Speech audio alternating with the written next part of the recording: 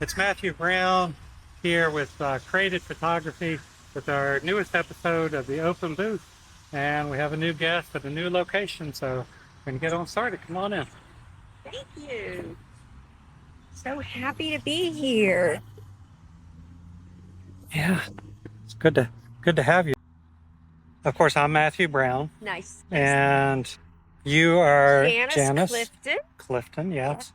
Yeah. And so Janice, often very beginning of these conversations I have with people, I ask this one question, which is, how did we meet? I believe we met networking, and so impressed with what I saw from your work, photography work. But yeah, networking, which is a great way to meet people and find out what they do. Do you remember specifically which network it was? I believe it was airport. Okay. I think so. For people who don't know, like airport. maybe like watching it from out of town, around the world. Airport Business Association. I believe that was it. Do you think that was the one? I think so, yeah. I've been to several, but I believe that was it. So for people, again, who don't know, Airport Business Association is a network that's free. It's in the Richmond, Virginia area. And it happens on the third Wednesday of every month at the Fairfield Inn and Suites, which might soon change to the hotel that's right in front of the Fairfield Inn and Suites. Down by the airport. Yeah, down by the airport, RIC Airport, Richmond, Virginia. Great group, people, maybe even 100 come. Yeah, I think that there's been from 50 to 100, like almost every time. I've missed the last few, but yeah. I often feel like in my heart, I miss it when I'm not there. Yeah, and there's usually a spotlight speaker who gives away a door prize. And you've given away some incredible door prizes. In fact, one time you gave a door prize to every single person attending. I think I did that. Yeah. It's I was reading something. Actually, it came from the sermon at our last when I was at church.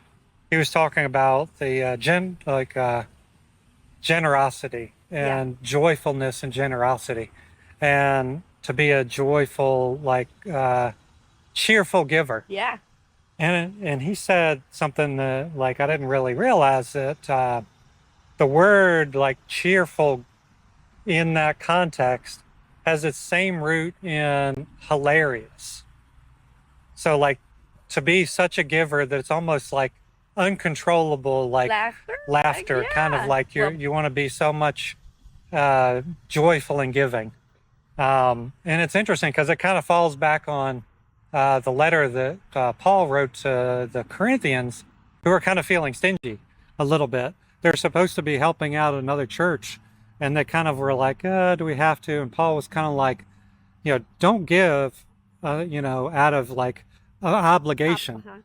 Do it joyfully, because it's something that bubbles up from the heart, kind of thing. It is, and it's so much joy in giving. If you do it out of the heart, you benefit more than probably the person getting. Yeah. That's true. I find that all the time. That's true. I appreciate that. So we're sitting outside. I'll start right from the beginning. Sometimes I cover this later in the conversation, but where are we? We are at the Virginia Cliffe Inn in Glen Allen, Virginia. It's actually the only fully operating bed and breakfast in Henrico County.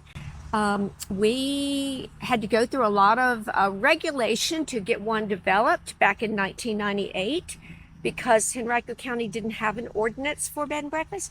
So we've been just loving what we do, having guests from all over the world.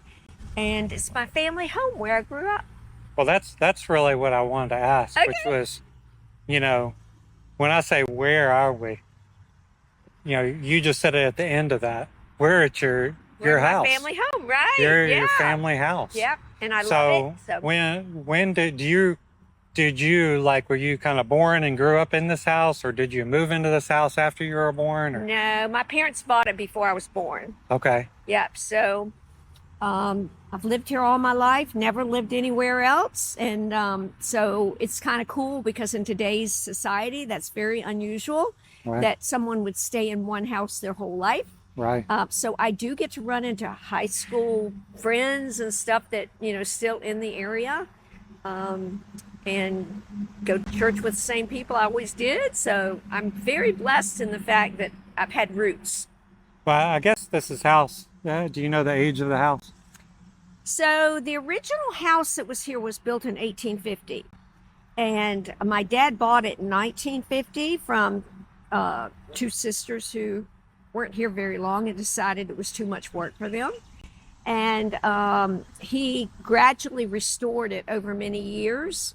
In 1969, he had to kind of dismantle the whole house and rebuild it from the foundation up because the foundation was crumbling and wouldn't support the house anymore. Oh, wow. So, but he used all of the materials, or as many as he could, from the old house and did recycling before it was popular. Okay. So the flooring, the staircase, the trim is all from that original 1850 house. Oh, wow. Yeah. Well, so do you know, like from land records or something like that, and like was the acreage around here more when the house was built, and it kind of shrunk, or was it? Did you make it bigger, or like what? I don't know if the acreage was bigger originally. When he bought it in 1950, this was the same acreage. Okay. It probably back in 1850 it was bigger, but the Walkerton, a couple doors down, was the main house in the area originally, and that was 1700 and something. Oh. Okay. So it could have been an offshoot of that property. I was told that when the house was originally built in 1850, there were 10,000 Union troops stationed here trying to overtake Richmond. Oh. So that's about the only real history that I do. No, I know Mountain Road was originally an Indian trail that Thomas Jefferson took to build Monticello. Oh. So, and when I was very young, I remember Mountain Road being a gravel road. Oh. So it's, Interesting. I do know now we're in a historical byway preserved area, so that things can't really change for us, which is great. Okay. Yeah. Okay. So when you were growing up here, where'd you go to high school? I actually went to Hermitage High School. Okay. Yeah, and Glen Allen Elementary was right behind our house, which is now the Cultural Arts Center. Right. But that was my elementary school. Okay. Yeah. I had a son who went to the tech center at Hermitage. I think it's Hermitage, right? Yeah. Probably the new Ace Center. Yeah, that's I ended up going to the old Hermitage part of my years and the new Hermitage, which is where your son went. Okay. The last part of my Where high was the old Hermitage? It's where Moody Middle is now. Oh, okay. Over on Hermitage Road, that way. Well, it's funny Yeah. how things change. They Like do. they keep the name and they move it somewhere else. They do rename it. So it's like, oh, okay. I went to that, but you didn't really go to the same. My son went to Tucker High School for his 4 years, but I almost considered it a different school because, it was a campus school Well, it's for 3 years. interesting you meant. I'm on the county. I guess you call it the supervisory board, resource board for the ACE Center. So I do go to a meeting once a month to help encourage the trades at the I think it's called the CAT Center or whatever for the vocational program. The ACE Center. Yeah, ACE Center. Yeah. Yeah. So I'm very involved in the hospitality end of that program. Oh, okay. Yeah. My son went into the ACE Center. Well, actually, he went. Our district where we live is Freeman District. Yeah. But he got a variance to go to Tucker because he wanted to take the ROTC. At the time, he thought he was going to go in and be a Marine. And then kind of COVID hit, and everything kind of like everybody's ideas of what they wanted to do kind of changed. And so he started taking at the ACE Center diesel technology. And then went into diesel for the last 2 years, I think, and then graduated from there and then moved to Wyoming where he went to Wyotech Okay. and learned diesel technology, but also welding and Oh, machine great. work and kind of a lot of other things related to that kind of trade kind of stuff. Lived in Wyoming for a number of years. Now he's moved to South Carolina and Oh, he's wow. working on something called, I don't even know what it is, industrial coolers. Okay. So I don't. I'm sure he's doing well. He seems to be enjoying it. He's kind of in that move-in process right now, trying to find his footing. We had talked about it because it's down in a little town called Sumter, Uh, down in South Carolina. So it seems to be a nice little place. We're going to go down and visit him soon. So Good. yeah, but so when you grew up here, when your parents bought the place, was there talk like when you were young about like wanting to turn it into bed and breakfast, or was it just kind of No. like he wanted to fix it up as their home? Yeah, it was just our home. There was never any talk of making it a business of any kind. Not until my sister, my brother, and I had grown up and really moved out. And my parents wanted to keep the house, but it was so big for two people, and I think they got lonely. And they had visited England or somewhere in Europe and stayed in a bed and breakfast and loved the idea. They just fell in love with the bed and breakfast concept. So when they came home, they said, why don't we make a bed and breakfast? And that's when they Okay. approached the county to see what would be involved. So that was the inspiration. That was the inspiration was a trip to England. Yeah. Okay. Yeah.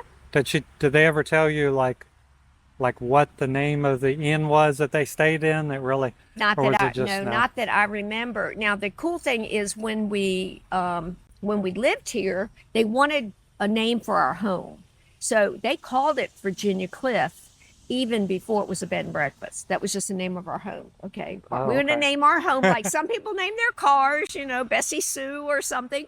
So we always called our house Virginia Cliffe. Oh, okay. So that was kind of cool. So when we made it a business, we just called it Virginia Cliffe Now, is that Inn. one of your names? No. Nobody's name is Virginia. Well, my middle name is. Okay. But they just loved Virginia, and our last name is Clifton, so they just named it Virginia Cliffe. So There that's you kind of go. cool. That's awesome. That's awesome. So when you were kind of in the process, like what was your age when, I was just say, what was your age when y'all kind of first started having guests, like at the house? I mean, I was an adult. You were an I, adult by then. I was Okay. an adult and I actually probably had a child by then, so maybe 24. Okay. And so you weren't living here, or you? I was actually living in within next door. Yeah. Oh, okay. Yeah. Okay. Mhm. And was there any ever like, oftentimes when you're jumping into something like that, there's like some trepidations. I mean, it could be, an unruly guest, or it could be, just the money, or I don't know what it is. Was there any kind of like overwhelming or any hint of any trepidations about, or No, no? I mean we always had really good guests, and my parents lived in the house, so they maintained control over whatever was going on. A lot of times it was just the opposite. People were so respectful, and my dad used to take them around in his car to see the city, and we even had guests that would invite my parents out to dinner, and it was just the opposite. They were just extremely appreciative of, um, the house, the furniture. It was, we've had more of that in today's society, especially with wedding guests staying overnight and having partied and that kind of stuff. But originally, it wasn't that way at all. Yeah.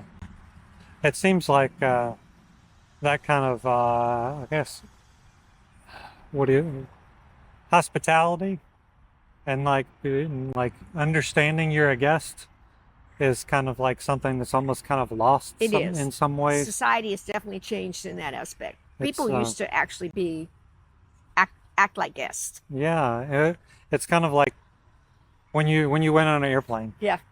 Yeah, people got dressed up to go on They airplanes. did. It was like such an exciting adventure. And they showed like respect for other people. Kind of, it Right. seemed like a little bit more now you have like people like that come in their pajamas Pajamas and slippers and like and their bare feet. Right. Like my wife was we had just went to San Antonio.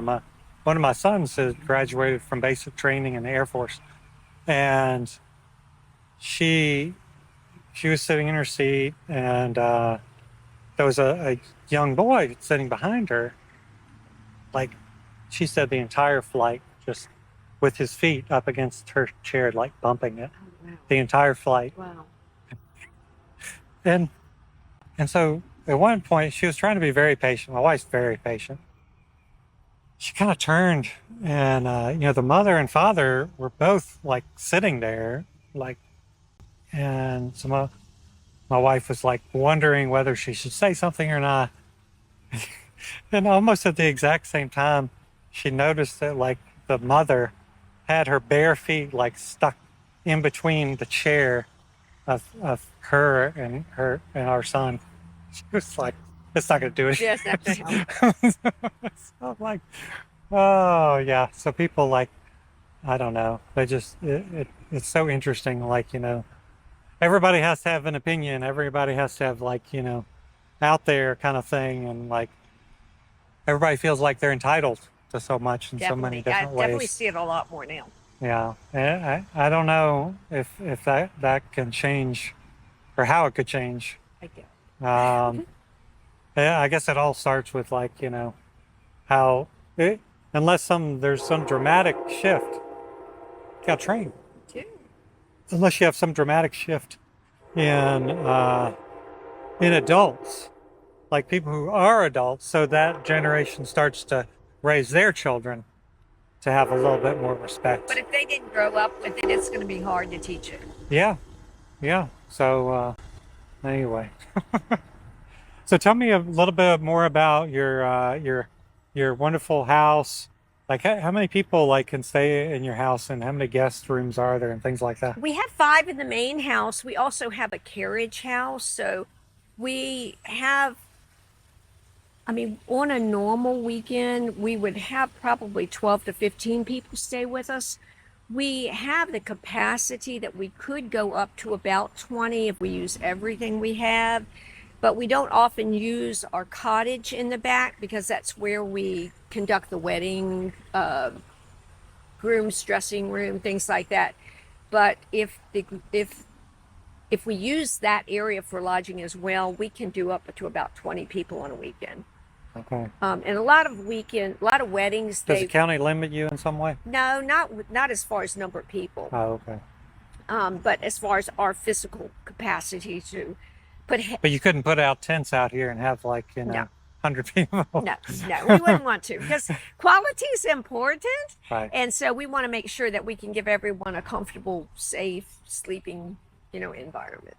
Right. So, but Right. I mean, that's a lot for us. So we prefer to keep it to the 10 or 12, but Well, you're not just a bed and breakfast. I mean, we can't see the back, but you have a lot of space out there for weddings. yeah, And, we do a lot of and all- weddings on all the kinds of- weekends and other events, birthday parties, baby showers, corporate events, things like that. I've actually been out for. It wasn't my family, but I went out here for a not a funeral, but the Oh, celebration of life that y'all had. I don't know if that's pretty common, but Yeah. that was. get- I guess some people call those a wake sometimes, Uh-huh. like Yeah. But, We get about maybe 8 or 10 celebration of lives a year. yeah. And then we have our big craft show. Craft show. Yeah. That's right. That's kind of our feature event of the year. Tell me about that. So that happens the weekend starting at Thanksgiving, and it runs for about 5 days. And we do it as a fundraiser for the Henrico Christmas Mother and a special ed school. This year we're featuring North Star Academy, which is kids who would have difficulty being placed in regular jobs. And they help us throughout the show. But we have up to about 5,000 people come in 5 days. Oh wow. So every room in the house is filled with crafts. We have about 60 or 70 crafts people who work all year on their crafts and fill the house. And we have other features, like we have third-party vendors out in our tent. We have food available. We have Brunswick stew for sale. Music. It's just a great opportunity to kind of welcome Christmas into our inn. So tell me, how did that get started? I mean, did someone approach you? Did you approach someone Nope. about My that? mom and I started it even before we opened the inn as a bed and breakfast. So it's been Oh. going on for about 34 years now. My mom and I used to have a little consignment Did you shop. know somebody, the Christmas mother kind of thing? Or No, we was just it tied added. at the beginning? No, we It was. added in the Christmas Mother as a benefit a few years ago. But Oh, my okay. mom and I used to have a consignment shop, and we decided would it be cool if we took those crafts that were in our consignment shop and let people come to our house and look at them in a Christmas environment. Right. And Yeah. that's how we got started. Okay. So yeah, that was really cool. And Where was your consignment shop? Just as a it was matter. over in Laurel Park. Okay. Yeah, and we just thought it'd be cool if we invite people to our house to look at the crafts. There you And go. we just started doing that, and we had such a great response that we just kept doing it year after year, and It's just it's grown. grown. Yeah, so it's a big thing that people locally love to come to. So that's you said the weekend after It Thanksgiving. right starts the day after Thanksgiving, and it runs for 5 days. Okay. Yeah. Interesting. Interesting. So you've always kind of, it seems now did you, after high school, did you go to college to learn some business stuff, or? I did. I went to VCU in business administration. Okay. Yeah. That's why you got such a business mind about a lot of Well, different and things. I grew up in an entrepreneur family. My dad was always a businessman, so Okay. I grew up learning from Come him. by it honestly, then, Yep, as they and say. I learned you just work, no end to the work. Now, when you were little, growing up in this house, um, did you ever think, like, I'm just talking like middle school, high school? Did you think, oh, I'd love to have a bed and breakfast? No, I did What not. did you think you were going to be doing when you were a grown up? I mean, probably just working for a company like, you know, doing books or helping. I worked at St. Joseph's Villa for 21 years. Oh, okay. So I was a director there of several different services, and I loved what I did. So, in fact, it was really, really hard to leave there to manage this full time Right. because I love the kids, I love the staff, I love the programs, but my parents were becoming too elderly to really manage it, and of course, family comes first. So it took me quite a while to get used to giving that up. But I had the kids from the villa come here and do job shares and things that they could work on. So that transition was good for me. Yeah. Now I know that you're married. Where did your husband meet? Where'd you meet your husband? At church in the choir. At church in the choir. Yeah. Okay. Now, was that kind of like a long, was it long kind of thing, or was it kind of love at first sight, or tell me a little No, bit about it. we were together actually dating and whatever for 9 years before we got married. 9 years. 9 years. Okay. Both of us had been married before, and we both said, nope, we don't want to do that again. So it took a long time for us to convince ourselves and each other that we wanted to do that again. Okay. So Please take time to like and subscribe and share. Part of your story that you've kind of hinted at a little bit, and I'm gonna go ahead and go there, which is so you were married once before. Yeah. And what happened there? just not the best fit. Just I was married a long time, and people want to go different ways. Too much involvement in the end. Too tied down to working. My ex-husband didn't want to be so committed to running an inn. Did he have his own career, and so he didn't want to? No, he was actually retired and wanted to move on and just have the Okay. retirement life. Okay. And I wasn't ready to give up the inn. Okay. So he just, I guess in your mind, it was he didn't kind of share your vision Yeah. for what Right. for something so close to you. Yeah. Was that kind of like in the opposite way, like with your husband now? You said it was kind of like a slow thing that you had to move into. Right. Was it like with your ex? Was it kind of a slow thing? It just kind of like you just knew like over time it wasn't working, and Yeah. kind of same thing Yeah. in reverse. Right. We were still married a long time. Yeah. Yeah. It was just like, nope, I've had enough of that. Obviously, it seemed from just your kind of body language a little bit that it was a hard thing. I mean, to do that, to go through all that, Yeah. and but it seems like you come out on the other side, Yep. I'm doing the okay now. proverbial other side Yeah. of things, and so as far as your now you have other siblings, because I know you've walked me through the house, like each of the rooms is like, you said your mom and dad's room, Right. and Named for my so tell me about the rooms up whoever there. grew up in that room. So the bedrooms are named for whosever room that was growing up. Right. So I have a sister, and then I have two brothers, and of course my parents' room was named for them. And your parents aren't alive anymore, right? Right. But are your other siblings alive? I have a brother and a sister that are still alive. My one of my brothers passed away last year. He had gotten COVID really bad, and he never really quite recovered from it. And then he went in for some heart surgery, and it didn't do well. So he passed away last year. Now, where do you fall in that line? Are you the youngest? Or I'm the second oldest. My sister's the oldest, and then I'm the second oldest. And then my parents had two boys after that. Okay. I'm sure it's hard to lose a sibling. Oh, it's really hard. He was probably the one I was closest to. Yeah. Yeah. Now, are you like? I guess you just answered that. Are you pretty close to your other siblings? Do they come visit? Are they around the area? I have one brother I'm still pretty close to. My sister's moved on to South Carolina, and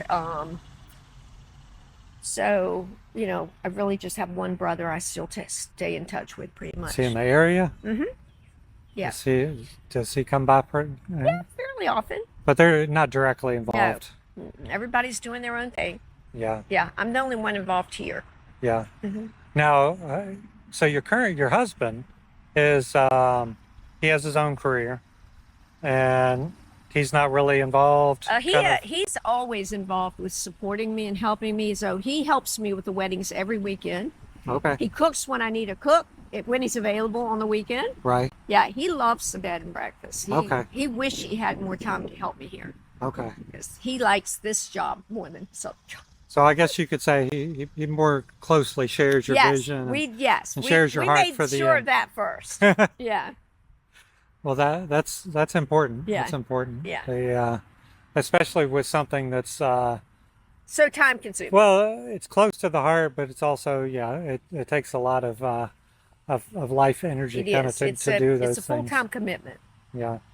Is now speaking about the inn and guests and things like that, and we kind of hinted on it a little bit, but you said it's kind of like more like a modern thing. Like, do you remember over your time, like being an innkeeper, where it may have not been like anything a guest was doing, but just like a personality just didn't like rubbing you the wrong way or something? Was there any like? I'll go with a low light first.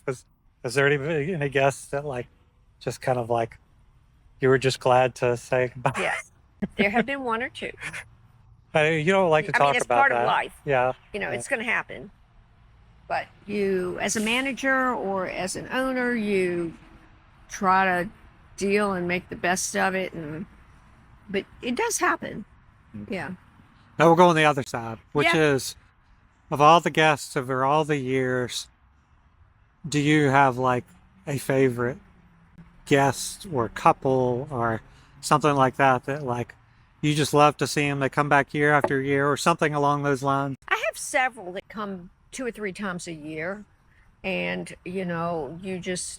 you're happy when they come, and they come what we call maybe snowbirds who come from New York going to Florida 2 or 3 times a year, who always stop in. And one guy says that I'm taking care of his southern home for him or something like that. And so it's really his house, but I'm taking care of it when he's away. So there's several that are definitely regulars that are a joy to see when they come. Right. Right. Well, I'm not going to start any rumors, but is there any like any things about the house that are kind of like quirky, or like I was thinking like downtown Richmond, they say the Carpenter Center has a ghost that like moves things around or something. but like I've no never- ghosts or anything. I've never witnessed it. I've never seen it. People love to start rumors and would like to think there's something like that. I mean, I don't know of anything. So, I think people would love me to say there is something, but I've never witnessed it. That's right. It'll drive your social media. Yeah. Like, no, nothing like that. Yeah, nothing I know of. Yeah, yeah.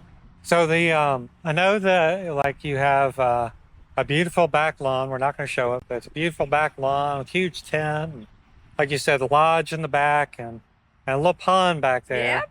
And is there anything special about the pond? Um, A couple of guests out there is that what I'm referring to? Yes. My parents when they went on this trip to Europe before we used to open the bed and breakfast, they fell in love with the swans.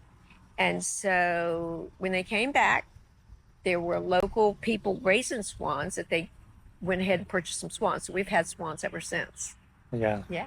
They're beautiful. Yeah, I've seen them before. Thank you. Yeah, it's kind of like I don't remember. I mean, they may have them at Maymont or something like that, but I don't. It's like one of those birds that they seem like pretty and majestic. I know they can be a little bit, what is it, finicky? Yeah. Huh? They're not like the friendliest. Kind of like geese in some ways. Right. They may be related to They geese. probably are. But I know that we had talked about this. That you said for years you tried to get some goslings, or is that what they're called? Goslings for, but those are geese. Cygnets. There you go. But maybe one day you'll have some cygnets and they'll grow up. So in Henrico, you said at the very beginning that you're the only bed and breakfast. Mm-hmm. Is that right? Yeah. Now, there are some wedding venues that you can stay overnight, but it's not designed for people just traveling through Right. to come and stay a night. Right. Yeah. Right. It's only related to a wedding. Right. When you're here today, obviously, but if you looked back on the last 20, 30 years, would you look at it and say, like, I wish I had done this slightly differently? I wish I had done that really differently. Is there anything like that? Like that you...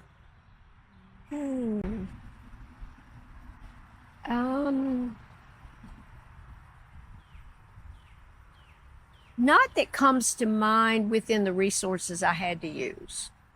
I mean, I would have loved to have built in a resource that I don't have to work 24/7, but I don't know that I ever had the resources not to do that.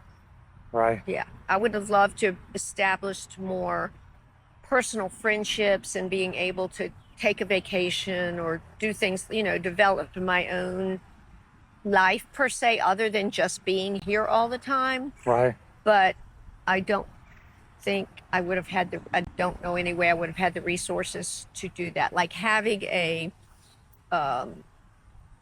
manager or an innkeeper that was here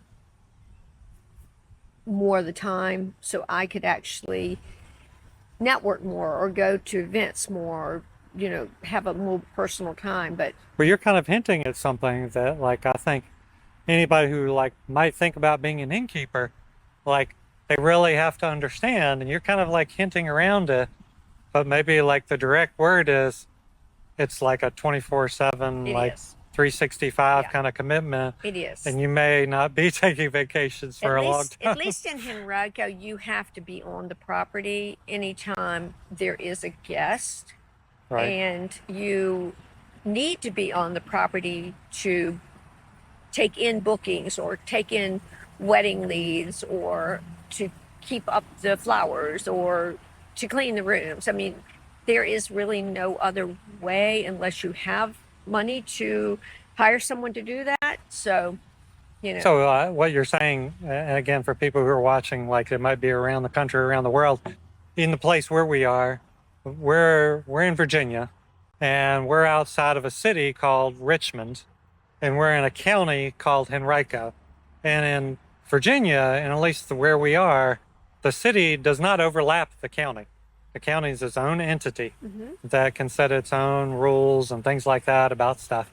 And so some people don't understand that because they come from other states where cities overlap. And so, like, if the city of Richmond says something, it's going to, but that's not here. Right. That's not the way it is County here. makes its own rules. County makes its own rules. And like if my wife was thinking about going like to South Carolina and starting an inn, and it may be completely different rules. Right. About like having to live on the property, having to be there a certain number of hours. Right. It might be completely different. Right. So this is something like maybe educational for someone who's like thinking about doing Right. an inn. Just So investigate first. yeah, you have to do your research, go to the find the district that's in control of where you're going to be. And sometimes make sure it doesn't overlap, because sometimes you might be in a quote county or town where the city overlaps it.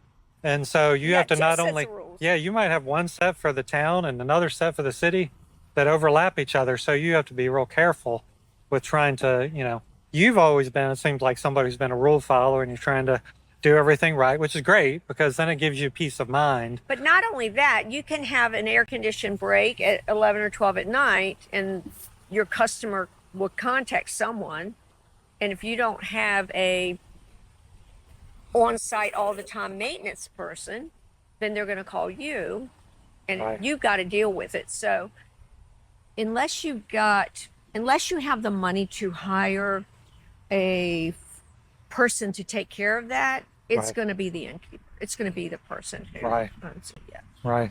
So it's my kind of in the back of my mind sometimes, and this is just kind of silly because it's not real, which is Forrest Gump. Mm-hmm. So remember Forrest Gump, his mom like would rent out rooms in the house, and it kind of never really went into the details of her like how's she paying for like everything. Exactly. Like it's gonna be expensive to upkeep, and like of course Forrest cut the grass sometimes, but it's just kind of like okay, it's not Forrest Gump, and it's not like one of these Hallmark stories either. My husband teased me all the time, like watching a Hallmark movie. He's like, I don't see anybody fixing the electrical or the plumbing or the leak under the sink, or you don't see that on Hallmark. That's right. There was Netflix. I was just watching like a preview of something, and they've got like it looks exactly like a Hallmark movie. But it's a Netflix movie about some woman who wins an inn in New Zealand or something, and she goes to this inn, and it looks terrible. It's like vines all growing over, but it's just kind of like okay. But there's reality. But I do love my job in the inn, and I don't know if I would want to do anything else because I get to meet such exciting people, and I get to be a part of new couples' lives when they decide to get married. I mean, I do love what I do. I just wish I had income to support doing it in a way that didn't require me 24/7. Right. So that's the only thing. Now, this is just curiosity. I mean, you don't have to tell me specifics, but do you close the inn for like a week, a year, and like go on vacation or something like that? I do. Yeah, I mean, I guess I could more so in January than any other time because, right after the holidays, people aren't traveling a lot. But I still have bills to pay in January, so I don't. Yeah. Well, again, it's kind of like the reality of people, if somebody's watching this episode and they're like, oh, that would be so cool to be an innkeeper. Yeah. I want to ask some of the questions that that they might not think about. And again, it's kind of like it can be a sort of overly romanticized. Yes. But in the same respect, it sounds like you and your husband love it.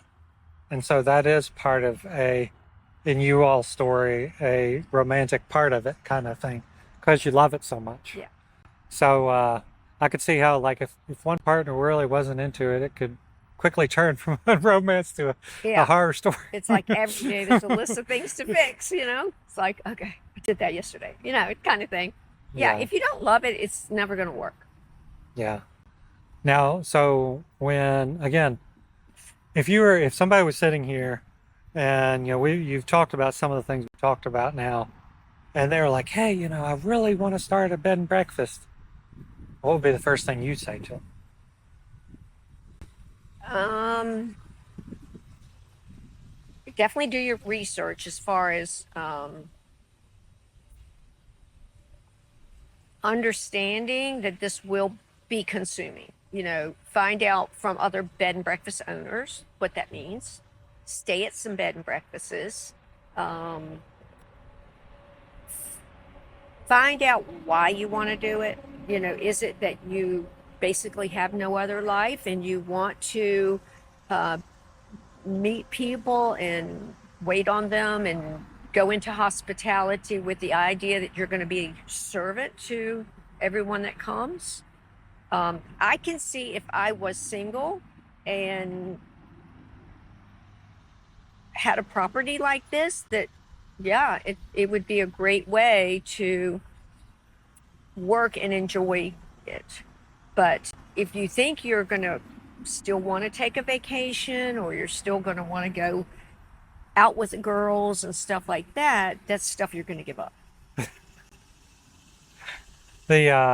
So this is kind of an offshoot of that question, which is, let's say, and again, I kind of hinted on, my wife had thought about like an already existing, buying an already existing like bed and breakfast and Right. kind of taking it over. And you asked me a question, and what was that question? You said, like, first thing you might want to check Right, is, occupancy. If it's one that's already established, you're in better shape because you've got history to go on. If it is already breaking even or generating a profit, then you have history to go on to say, I'm going to be able to make ends meet and pay my bills and perhaps provide some income to myself. So if it is, you've already got an established base of those people returning, or seeing that the marketing efforts that are in place are going to be bringing guests into your rooms, then that's a much safer bet than starting one. right, Yeah. right. Please take time to like and subscribe and share. But I think one of the biggest things that maybe people kind of don't think about is because they don't think about things ending. When your parents were doing this, maybe they thought about like what would happen when they were gone, Mm-hmm. and that you took over. Um, but what about when you're not here? So I what I have you? don't like to think about that. I would love Virginia Cliffe Inn to continue after I'm gone. I give it a lot of thought. I have a son that says he would like to continue it. Um, I'm not sure he's cut out for the amount of work that it would take. Um, my husband is very interested in seeing it continue, I know. Um, so I don't know the answer. I think about it all the time. I wish I had a better answer. As the old proverbial thing is, we're not getting any older. Yeah, We're not getting any younger. We're not getting any younger. Yeah. I said it completely wrong. But I think I would ideally love to get to the point financially that I could hire a general manager or someone, set that structure up so that the inn could sustain a person to operate it. now, what you were saying, I don't want to get too much into minutia, but like because of some of the regulations in the county, like it would have to be, the owner of it would still have to be on property. Someone. So it doesn't have to be the owner. Doesn't have to be the Somebody owner. has to live here. So, Okay. we at times have had a live-in innkeeper. Okay. In fact, we've had two where one does weekdays, one does weekends. You can sometimes find a person that needs lodging or needs a place to live, that we have a small apartment that they could live in. But you almost have to have two because nobody wants to be here 24/7 like I do. Right. So, there's ways around it. I don't know if it will sustain in the way it is now, but my goal is I would love to see it continue. Have you, just because I'm curious, have you talked to like a business strategist or like there's somebody in our group called Kevin May. Have you met Kevin? I have. So he's like helps with business strategy, something like that, or someone that like knows about like ins and things like that. Or are you just kind of putting it off? I'm putting it off. One day I'm going to have to, but I mean, my husband's a bit younger than I am, and I know he is very interested in keeping it running Yeah. when I can't. So, I mean, I'm kind of leaning on that for the moment. Well, I have in my second episode, I interviewed a young lady who was a death doula, Uh-huh. and so she talked about like the importance of having documents and having will and trust and powers of attorney and living wills and all those things like that. I'm not going to get into your details, but I'm like, that's something to consider. Make sure you have all those things in place. I do have those in place. because like, yeah, you could say I want to leave it to my husband, but if it's not clear somewhere, and this is for people watching too, because it's people think, oh, I have this thing I'm doing, and again, the way that things continue is there's a clear path. There's something written. There's Yeah. there's a plan in Yeah. place Right. that can be followed. Yeah. And that the kind of dreading and exciting thing, because I think I told you, I didn't say it on camera, but my degree is in psychology, way back from VCU a long time ago, and then I worked in a estate planning law office for 30 years. Not an attorney, as a paralegal office manager. And what the thing is that I learned was that people dread leading up to it and getting the plan in place to what's going to happen. But then there's so much relief after. Right. It's like and it's almost to a T, they say, we wish we would have done this earlier. Yeah. Why do we put it off so long? Now kind it's of off thing. my plate. Yeah. So like, I would just say that as an encouragement, whatever your plan is that you want to do with like the end, including your husband or whatever, is also include like, what if you and your husband were in a car accident together? Mm-hmm. Think about that, plan it, have it written, and you'll feel better. Yeah. You won't have that over your head. It's a big stress. Yeah. Yeah, and it's kind of like we do that as humans a lot of times we carry a lot of things that we don't necessarily have to, like with life in general. It's kind of like we're almost like magnets to things that we've got these tentacles that go out and pull in like stressors Yeah. towards us. Let me find the next stress. Yeah. And instead of like being like slick and just letting things kind of like fall off of us or planning things out, so that like, okay, well, I've got a plan for that, and this is good, and like Right. I can let things slip off, and it's not going to stick to me because I've got plans in place, and but again, that's kind of a encouragement for the future and things like that.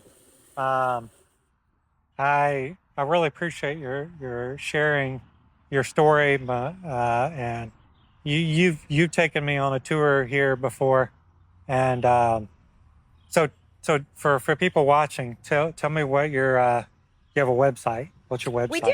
It's VACLIFFEINN.com. VirginiaCliffeInn.com. Okay. And when someone comes and checks out your website and things like that, and they want to stay here, what is it would seem obvious, but everywhere in the country is not the same. Is there like a peak hardest to get in for weddings time? Seems like June or something like that. Yeah, the hardest, the times we book up the quickest for rooms will be in May, probably April, May, June on weekends, and then again in October and November for weekends. So they're our peak times because that's when we have the majority of weddings. So I guess I'll throw back in.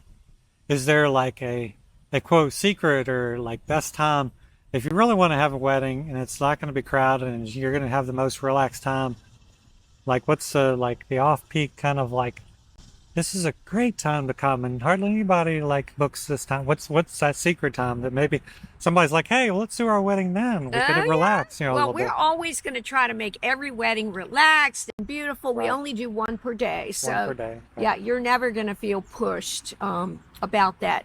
But we have less weddings in January and February, Okay. and then again in probably July and August because it's either cold or hot during those times. But we do have a glassed-in pavilion Right. that is temperature controlled.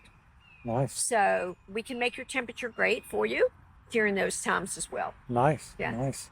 The so for those brides out there, grooms looking for something, I'm looking at the camera, looking at you there. Maybe a January or December Yeah. wedding might be nice because it's different. It's still beautiful here. Y'all always keep the ground so nice and everything like Thank that. you. And I think that one of the final questions we're gonna kind of ask, that I'll ask, is um, when you look at literally, in some ways, what your parents built. Um, it's almost from the foundations up, kind of thing. Um, and you see like the joy that people get when they come to a wedding, and and like you said, you make it a relaxing experience, and full of as much joy and everything that you can provide.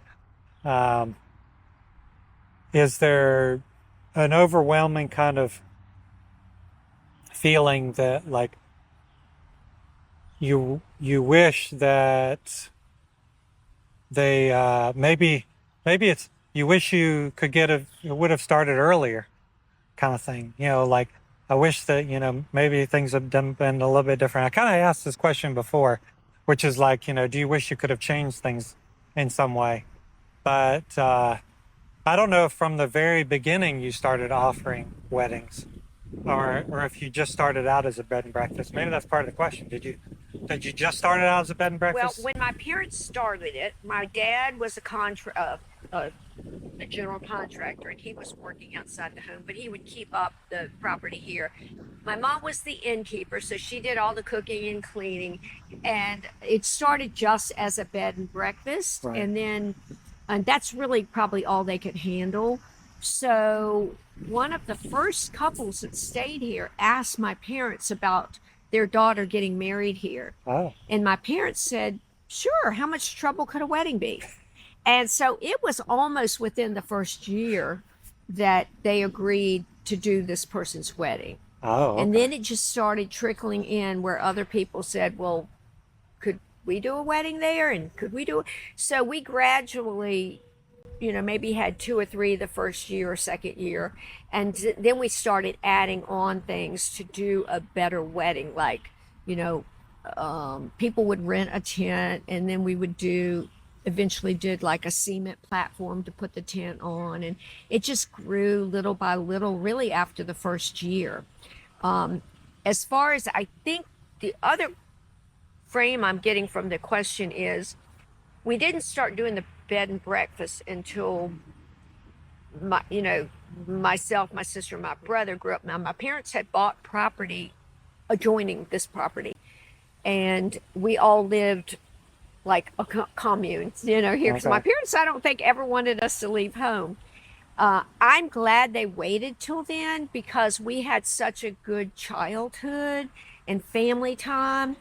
I'm kind of glad that we didn't grow up in a business. We grew up just mom staying home and family time and those kinds of things. So I'm glad that we had that as a childhood. Right. Yeah. That's something that's real important. The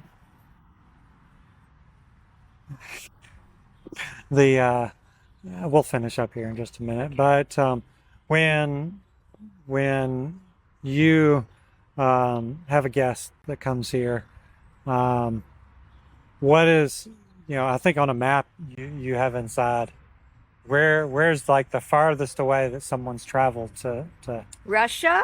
Russia? Yeah, Okay. I mean, I could show you on the map, but I don't know right off. Oh, I mean, it's far. Yeah. Yeah, I know Russia they come from. Well, again, I really appreciate your time, and we're finished here. I So loved having you. Thank you so much for So the opportunity. we'll walk out of the booth this way Okay. as we do with every guest. All right. Thank And you thank so you. much. All right.